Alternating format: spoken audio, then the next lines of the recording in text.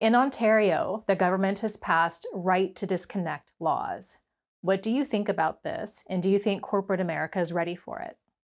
I like it, and I think corporate America is ready for it and is doing it in many ways. To make sure we're on the right starting space, in Ontario, this is a requirement that employers that have more than or 25 or more employees have a policy in place that clearly identifies like here are the parameters about when we will and can reach out to talk to you when you have your own time off.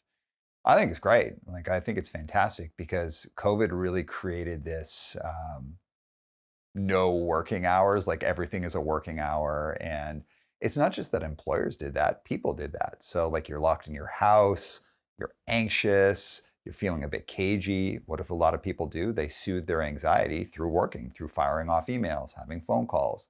And this was already kind of a thing before COVID, but COVID really made this a big thing where people were really in a lot of ways kind of medicating their anxiety through work, especially work at like late at night. You can't sleep, so I might as well hit all those emails. And a lot of unhealthy patterns were formed.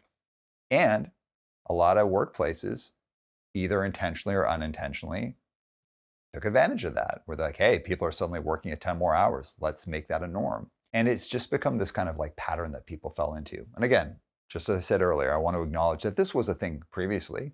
Some companies really expect people to just be able to respond to things near 24 hours. Others had better practices about it. But this has become a thing, and COVID's made it a lot worse.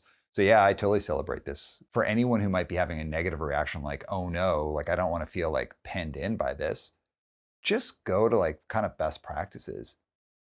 Most bosses should, if they haven't already, have clear conversation with people of saying, hey, in your time off, let's set a mutual expectation of what that looks like if I reach out or if someone on the team needs to reach out. This is like in a totally digitally connected world, you should have that. It should be a best practice. And it isn't that anyone should ever be expected, like, you need to be available all the time. Now, as I say this, I know some employers do that, and it's kind of like a, behind the scenes, like wink, wink, nudge, nudge. And if someone's saying that to you, I really encourage you to A, start a dialogue around that because that's like unhealthy and totally impractical. And then B, you might have to make some decisions about whether or not, if your employer is not reacting the right way to those conversations, what you need to do just to make sure you're healthy. But going back to it, leaders should totally have that conversation, and team members should have that conversation, and there should be open negotiation about it.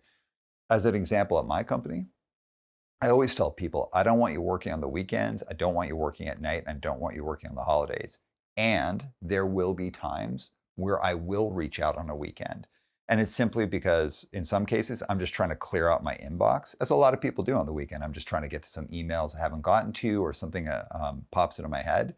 And I make it very clear to people that if I send you an email on the weekend, I don't have any expectation, or at night or on a holiday, I don't have any expectation for you to respond to it unless I say that in the email. If it's something that's urgent, I'm not going to email, I'm going to text and call. But I set that in advance with people.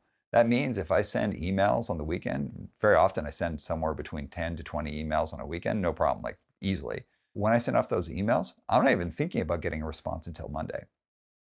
And I've already had that conversation with people. If people start responding to me on the weekend, I'll usually text them and say, "Hey, don't respond. Like, I don't need you to do this." So you got to have that negotiation.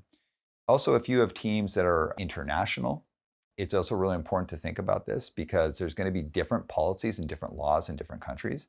If you're in a company that's big enough to have like international teams, then you should be talking to your legal team and the HR group about that in advance. But I also encourage you to have a norming conversation with people on the team. Like, hey, what do you usually do? How have you traditionally do it? How do you done it? And how do you want to do it going forward? Finally, if we're thinking about international teams, you have to take into consideration culture. Different cultures interact with work hours in different ways. It's really important to understand what the culture is if you're working with a team that's international. So while it seems like there's a lot of complexity to all of this, it's like the simplest thing. People have a right to their time off. They should feel that their employer recognizes that. And on the flip side, there are times where employers just need something to get done due to an opportunity or an emergency. The simplest thing is just have the conversation with people and make sure that it's a conversation where you best recognize that what power dynamics might be at play, so people aren't just agreeing to something to either appease you or just get through the conversation. It's all about talking, setting real expectations, and sticking to them.